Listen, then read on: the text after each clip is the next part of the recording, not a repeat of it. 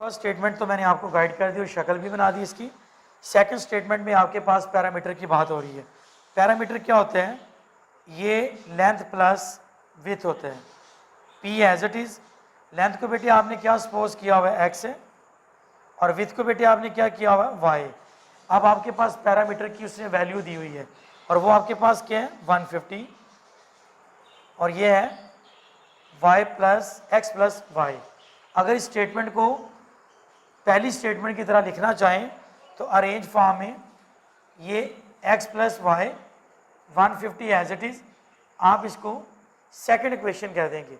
अब आपके पास ये इक्वेशंस हैं, आपने इन इक्वेशंस को मैट्रिक फॉर्म के अंदर लेके जाना है। चलिए साइड पे चलते हैं और वहाँ पे इसको मैट्रिक फॉर्म में लेते हैं। वो हमारे पास क्या है, देखिए अरेंज करते हैं। x minus 4y is equal to 0, x plus Y is equal to 150। ठीक है बेटे, ये हमारे पास मैट्रिक्स है। आप इसको क्या करेंगे, इक्वेशंस हो रही हैं और इनको किस में कन्वर्ट करेंगे, मैट्रिक्स में, यानी कि इसको काल्पों की शक्ल में लिखेंगे। तो क्या सिखाया था, x वाली वैल्यूज़ और फिर y वाली वैल्यूज़, और ये हमारे पास बेटे क्या था, पहला x है, सेकंड y है, और ये हमारे पास 0 है, और ये 150। अच्छा बेटे, यहाँ तक तो आपने सारे सवालों की शक्लें इसी तरह बनानी है। आपसे बोर्ड में जब सवाल आएगा, पूछा जाएगा कि आपने स्टेटमेंटल जो क्वेश्चन है इनको अकॉर्डिंग टू क्रैमर करना है या अकॉर्डिंग टू इन्वर्जन मेथड। मैं आगे आपसे मेथड डिस्कस नहीं करूँगा, जस्ट आपको उसका लिंक दे रहा हूँ, क्योंकि आपने लास्ट टाइम उसी के टॉपिक दोनों सीखे हुए हैं। अगर वो कह दें कि solve by according to Cramer, बेटे अगर वो क्रैमर्स की बात कर देते हैं तो क्रैमर रूल्स क्या था आपके पास कि capital X is equal to A X over में ए डिटर्मिनेंट, कॉमा डाल के now Y is equal to A Y और ओवर में ए का डिटर्मिनेंट। बेटे ये क्रैमर के लिए, और ये सारी स्टेटमेंट आप पहले कर चुके हैं। आप इसको कैपिटल ए का नाम दे देंगे, इसको एक्स का नाम दे देंगे, और इसको बी का नाम दे देंगे। अब ये फर्स्ट आपका मेथड हो गया जो कि सवाल नंबर 1 में उन्होंने डिस्कस किया हुआ था, और ये आपके पास सेकंड है, और सेकंड क्या था, इन्वर्जन मेथड।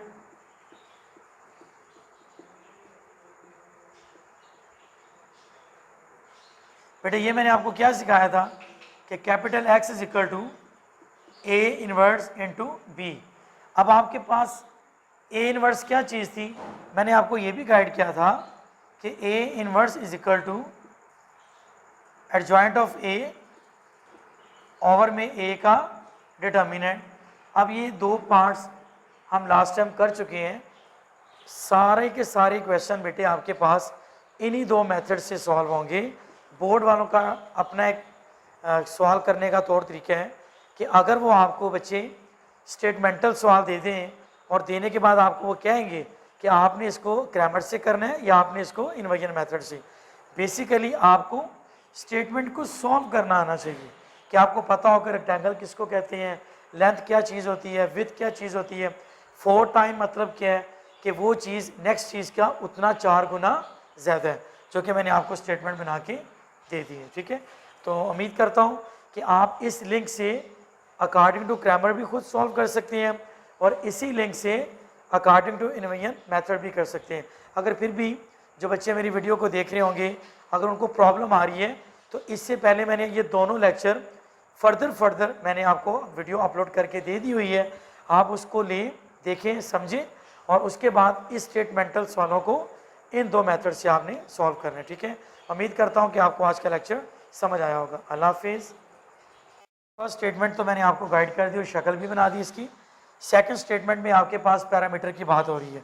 पैरामीटर क्या होते हैं, ये लेंथ प्लस विड्थ होते हैं। P as it is, length को बेटे आपने क्या सपोज किया हुआ है एक्स है, और विड्थ को बेटे आपने क्या किया हुआ है वाई। अब आपके पास पैरामीटर की उसने वैल्यू दी हुई है और वो आपके पास क्या है 150, और ये है y plus X plus Y. अगर इस स्टेटमेंट को पहली स्टेटमेंट की तरह लिखना चाहें तो अरेंज फॉर्म में ये x plus Y 150 as it is, आप इसको सेकंड इक्वेशन कह देंगे। अब आपके पास ये इक्वेशंस हैं, आपने इन इक्वेशंस को मैट्रिक फॉर्म के अंदर लेके जाना है। चलिए साइड पे चलते हैं और वहाँ पे इसको मैट्रिक फॉर्म में लेते हैं। वो हमारे पास क्या है, देखिए अरेंज करते हैं। x minus 4y is equal to 0, x plus Y is equal to 150। ठीक है बेटे, ये हमारे पास मैट्रिक्स है। आप इसको क्या करेंगे, इक्वेशंस हो रही हैं और इनको किस में कन्वर्ट करेंगे, मैट्रिक्स में, यानी कि इसको काल्पों की शक्ल में लिखेंगे। तो क्या सिखाया था, x वाली वैल्यूज़ और फिर y वाली वैल्यूज़, और ये हमारे पास बेटे क्या था, पहला x है, सेकंड y है, और ये हमारे पास 0 है और ये 150। अच्छा बेटे, यहाँ तक तो आपने सारे सवालों की शक्लें इसी तरह बनानी है। आपसे बोर्ड में जब सवाल आएगा, पूछा जाएगा कि आपने स्टेटमेंटल जो क्वेश्चन है इनको अकॉर्डिंग टू क्रैमर करना है या अकॉर्डिंग टू इन्वर्जन मेथड। मैं आगे आपसे मेथड डिस्कस नहीं करूँगा, जस्ट आपको उसका लिंक दे रहा हूँ, क्योंकि आपने लास्ट टाइम मुझसे ये टॉपिक दोनों सीखे हुए हैं। अगर वो कह दें कि solve by according to Cramer,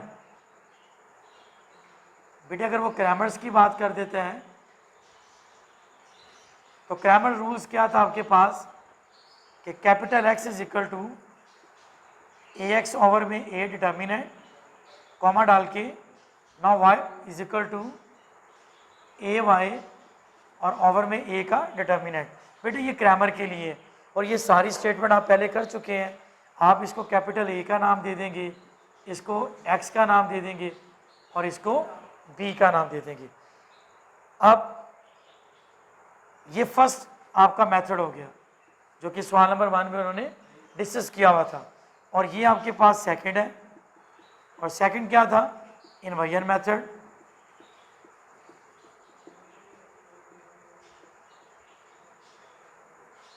बेटे ये मैंने आपको क्या सिखाया था कि capital X is equal to A inverse into B।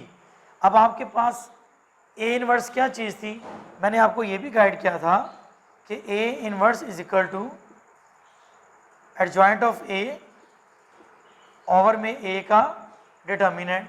अब ये दो पार्ट्स हम लास्ट टाइम कर चुके हैं। सारे के सारे क्वेश्चन बेटे आपके पास इन्हीं दो मेथड से सॉल्व होंगे।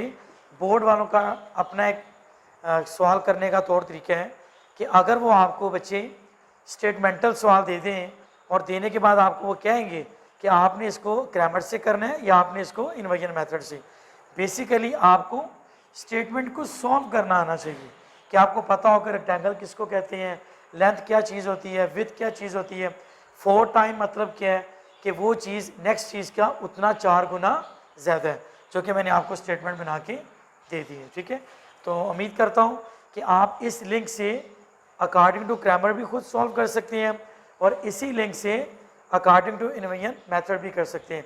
अगर फिर भी जो बच्चे मेरी वीडियो को देख रहे होंगे अगर उनको प्रॉब्लम आ रही है तो इससे पहले मैंने ये दोनों लेक्चर फर्दर मैंने आपको वीडियो अपलोड करके दे दी हुई है, आप उसको ले देखें समझें और उसके बाद इस स्टेटमेंटल सवालों को इन दो मेथड से आपने सॉल्व करना है। ठीक है, उम्मीद करता हूँ कि आपको आज का लेक्चर समझ आया होगा। अल्लाह हाफिज़।